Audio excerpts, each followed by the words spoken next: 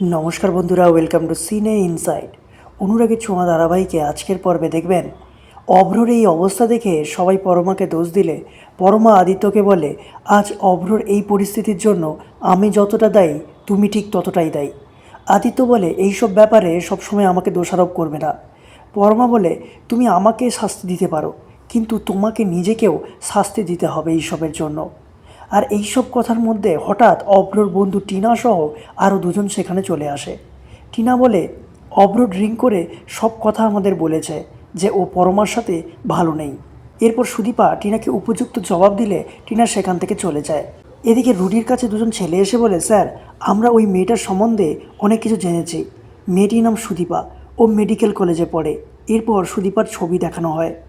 এটা শুনে রুডি চমকে ওঠে। রুডি বলে, তাহলে এই সেই যার উপর প্রতিশোধ নেওয়ার জন্য এখনও পর্যন্ত আমি অপেক্ষা করছি। এরপর পরমা অভ্রকে চা দিলে অভ্র পরমাকে অপমান করে। সেই সময় রিতম স্যার আসে। আদিত্য বলে, আপনি এখানে এখন কেন এসেছেন? তখন রুডি এসে বলে, উনি আমাকে এখানে নিয়ে এসেছেন, তাই উনি আমার সঙ্গে এসেছেন। রুডি মনে মনে বলে, আমাকে জানতেই হবে তুমি কতটা জানো সুদীপা। রুডি বলে, সুদীপা যে কাজটি করেছে তার কোনো তুলনাই নেই, তাই ওকে আমরা সম্বর্ধনা দেব বলে ঠিক করেছি। সুদীপা রাজি না থাকলেও গায়ত্রী দেবী বলে, তুমি যাবে সুদীপা, তোমাকে এত বড় সম্মান জানানো হবে আর তুমি যাবে না? আপনারা সব অ্যারেঞ্জ করুন, সুদীপা যাবে। রুডি বলে, এই সব কিছু অ্যারেঞ্জ করবে পরমা। কি পরমা, তুমি পারবে তো? পরমা রাজি হয়ে যায়। তাহলে কী হতে চলেছে বন্ধুরা, জানতে দেখুন অনুরাগের ছোঁয়া। ভালো লাগলে আমাদের চ্যানেলটিকে সাবস্ক্রাইব করে পাশে থাকবেন। ধন্যবাদ।